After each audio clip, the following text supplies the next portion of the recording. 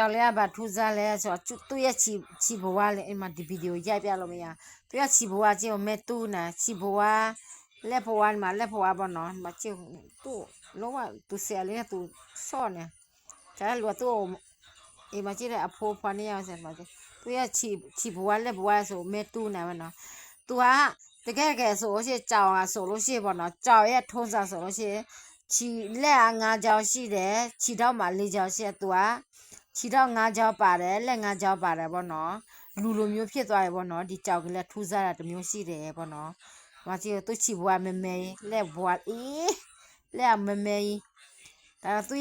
ရဲ့ချီတော့က၅ချောင်းရှိတယ်လက်ဘွား၅ချောင်းရှိတာပေါ့နော်သူရဲ့ထူးခြားချက်တစ်မျိုးရှိတယ်ဒီကြောင်ကလေးပေါ့နော်ချစ်ဖို့လည်းကောင်းတယ်ပေါ့နော်သူများကြိုက်တာဆက်ပဲဆရာလေးတနာမတနာကျောင်းမှာပြယူသွားလို့ရမရဘူးကျောင်းမှာဆရာလေးမွေးထားတာ10ကောင်ဒီမှာလည်းသူများကြိုက်တယ်ဒီမှာ3ကောင်ပဲရှိတယ်သူများသူ့ကိုကြိုက်တယ်ဒါဆရာလေးနဲ့သူကခင်းနေကြည့်ဆရာလေးသူ့တနာလို့ယူလာတာသူများခွေးတွေလိုက်ကြိုက်တယ်ဆိုတော့ကြည့်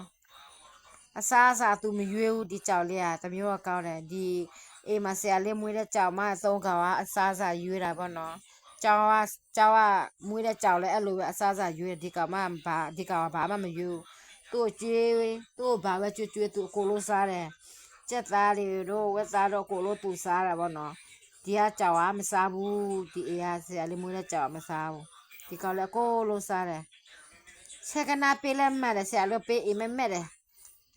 ဆရာလေးပေးအိမ်မဲ့တာဆက်ကနာမှန်နှလုံးထီထဲမှာဆိုမှတ်တယ်ဒီကောင်လေး